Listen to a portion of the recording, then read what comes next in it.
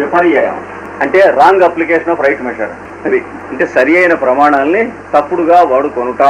అంటే చూసుకోకుండా కిలో డబ్బా ఉంటుంది చూడండి సోలా, అది బోర్లించి ఉంటే దాని మీద వేసి కొలుస్తున్నాం సార్, బియ్యం దాని మీద వేస్తున్నాం అనుకోండి చూసుకోకుండా, అలాగా విపర్యయం.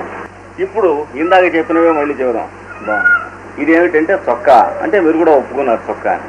ఇప్పుడు ప్రశ్న వేయండి, చొక్కానా గుడ్డా నేను చెప్పుకున్నాను. అవునండి, చొక్కా అనేది మనం పెట్టిన పేరు తప్ప అసలు అక్కడ ఉన్నది గుడ్డే, అది విపర్యయం. అంటే ఇందాక మనకి ప్రమాణాలే కనిపించింది, ప్రమాణం కాదు మనం వాడుతున్నదని విపర్యాయాలు. ఇది గుడ్డే ఒప్పుకున్నాం. గుడ్డేనా లేకపోతే నూలు పోగుల అల్లికాయ? నూలు పోగుల అల్లిక అన్నది ప్రమాణం, గుడ్డ అనేది విపర్యాయం. రైట్ మెషర్ యూజ్ రాంగ్లీ కదా మరి. అలాగే నూలు పోగుల సమూహమా లేక పత్య? పత్య అనేది ప్రమాణం, నూలు పోగుల సమూహం విపర్యాయం. పత్య అణువులా? అందులో ఉన్నవి అణువులే కానీ పత్తి కాదు కదా, అంచేత అణువులు అనేది ప్రమాణం, ఇది విపర్యాయం. అణువులా పరమాణువులా? మళ్ళీ అందులో పరమ, ఇంకా పరమాణువులోకి వెడితే శక్తి ఉంది కదా అందులో, కనుక శక్తి సమూహమా చొక్కానా అంటే శక్తి సమూహం. ఇంకా పెడితే అందులో ఏమవుతుంది, మొత్తంలో ఉన్నటువంటిది ఒక అణువులో ఏమున్నదో ఇంకో అణువులో కూడా అదే ఉంటుంది. కనుక క్రమంగా మీరు ఆ వస్తువులో కానీ ఈ వస్తువులో కానీ దేంటో కానీ మీరు ప్రశ్నించుకుంటూ వెడితే చివరికి వచ్చేవి పరమాణువులే కదా. పరమాణువుల చేతనే చేయబడి ఉన్నది ఈ సృష్టి సమస్తం. ఆ పరమాణువుల లోపలికి వెడితే శక్తి సమాహార చైతన్యమే కదా. కనుక దేంట్లోకి వెళ్ళినా ఏ వస్తువును చూపించినా మీకు అందులో నిజంగా ప్రమాణానికి వెళ్ళాలంటే ఏంటి, శక్తి చైతన్యము, శక్తి చైతన్యము అనేటువంటిది. కనుక అన్నిటి యందు ఉన్నటువంటిది ఒకటే, దాన్నే అంతర్యామి అందురు లేక భగవంతుడు అని అందరూ. దాని పేరే మనందరిలోనూ నేను అనే పేరుతో ఉన్నది. ఉంటే దాని చుట్టూ నేననే పేరు కలిగినటువంటి ఇంకొక పగటి వేషగాడు కూడా ఉన్నాడు. అంటే నకలు నేను ఒకడు, అసలు నేను ఒకడు మనలో ఉన్నాడు.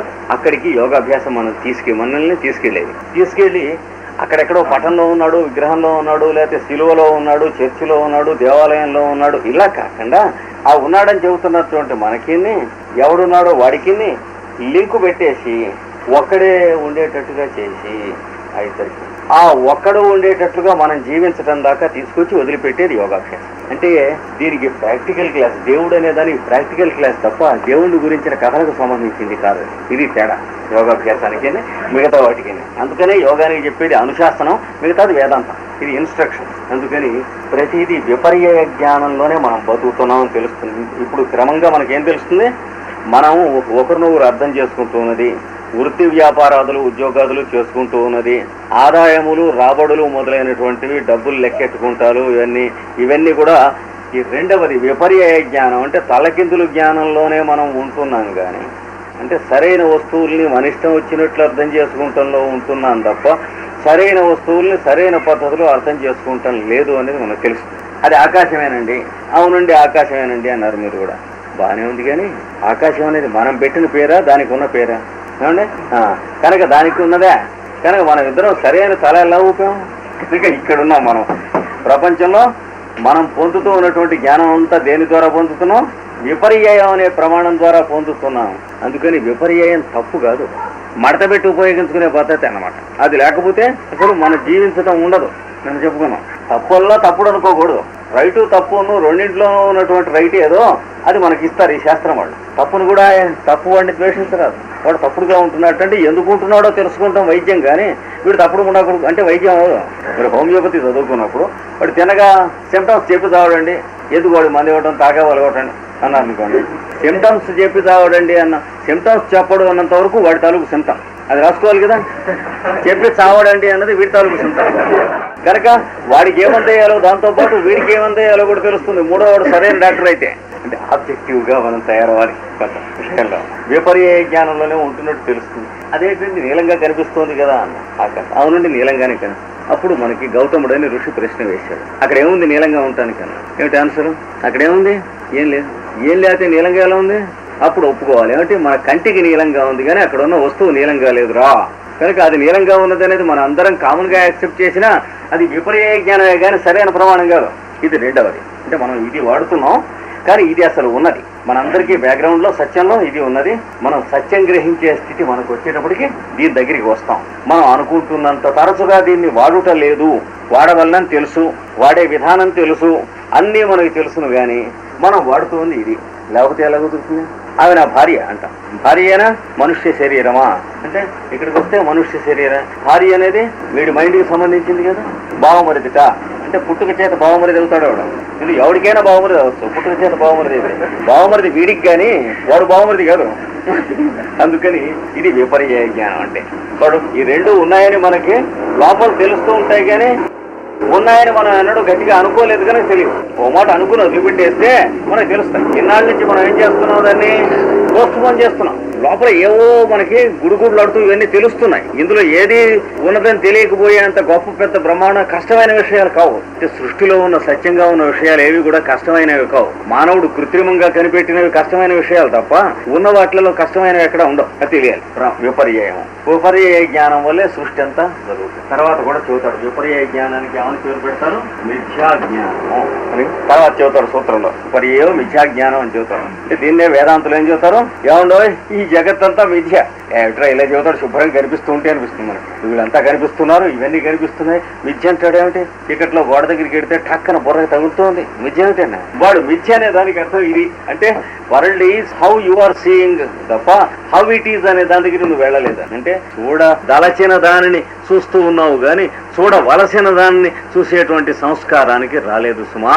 అందుకనే పురుషమేధంలో చిన్న హెచ్చరిక చేసి కృష్ణుడు చిట్ట చివర ఇచ్చేటువంటి సందేశంలో ఉద్ధవుడు మైత్రేయుడు వాళ్ళకి చివర చెప్తూ చూడదలచిన దానిని చూసేటువంటి తెలివి మానేసి చూడవలసిన దానిని చూసేటువంటి తెలివిని మీకు నేను ప్రసాదిస్తున్నానంటాడు. ఇంకొక కొద్ది గంటల్లో శరీరం వదిలిపెట్టబోతూ కృష్ణుడు చెప్పినటువంటి సందేశాల్లో చెప్పాను. ఇదే మిథ్యాజ్ఞానం. చూడదలచినది చూడటం మిథ్యాజ్ఞానం, చూడవలసినది సత్యం. కనుక జగన్ మిథ్య బ్రహ్మ సత్యం అనే మాట కట్టుకోవాలి. జగత్ అంటే మనం చూస్తున్నది. బలానా వాడు వెంకట్రావు గారండి, వెంకట్రామయ్య బ్లడ్ టెస్ట్ చేస్తే వెంకట్రామయ్య ఉంటుంది.